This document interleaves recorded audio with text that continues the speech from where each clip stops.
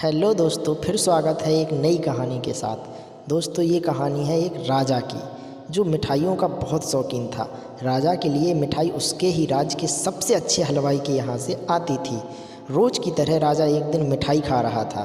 तभी उसने देखा कि उस मिठाई के डिब्बे पर एक मक्खी मरी हुई है। ये देखकर राजा को बहुत गुस्सा आ गया। बात तो छोटी सी थी, लेकिन वो तो राजा था, उसके लिए ये कोई छोटी बात नहीं थी। दोस्तों, हलवाई की इस गलती के लिए राजा ने उसे सज़ा सुनाई और हमेशा के लिए अपने राज्य से बाहर कर दिया। इस बात को काफ़ी समय बीत गया। एक दिन राजा अपने कुछ सैनिकों के साथ शिकार के लिए गया। जंगल में थोड़ा अंदर जाते ही उन पर लुटेरों ने हमला कर दिया।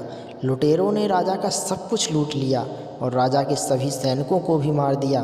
राजा किसी तरह अपनी जान बचाकर वहाँ से भाग गया और दूसरे राज्य की सीमा में पहुँच गया।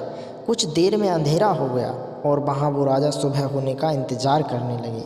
अगले दिन वो राजा उस राज्य के लोगों से मदद मांगने लगे, लेकिन किसी ने राज्य के लोगों ने उसे भिखारी समझकर उसकी तरफ कोई ध्यान नहीं दिया। वो राजा भूखा प्यासा एक जगह पर ही पड़ा रहा।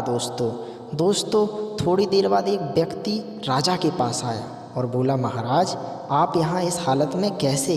राजा बोला, कौन हो तुम और मुझे कैसे जानते हो?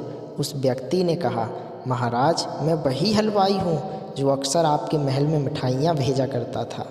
राजा ने उसे सारी बात सुनाई और उस हलवाई ने राजा की मदद करी और उसे वापस राज्य भेजने का सारा इंतजाम भी किया।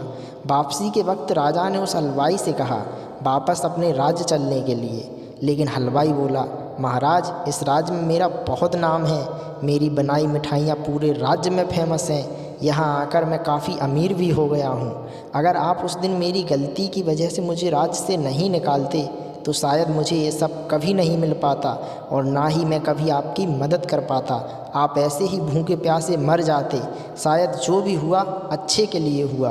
राजा ने उस व्यक्ति का धन्यवाद दिया और अपने राज्य की तरफ चला गया। नमस्कार दोस्तों, जय हिंद।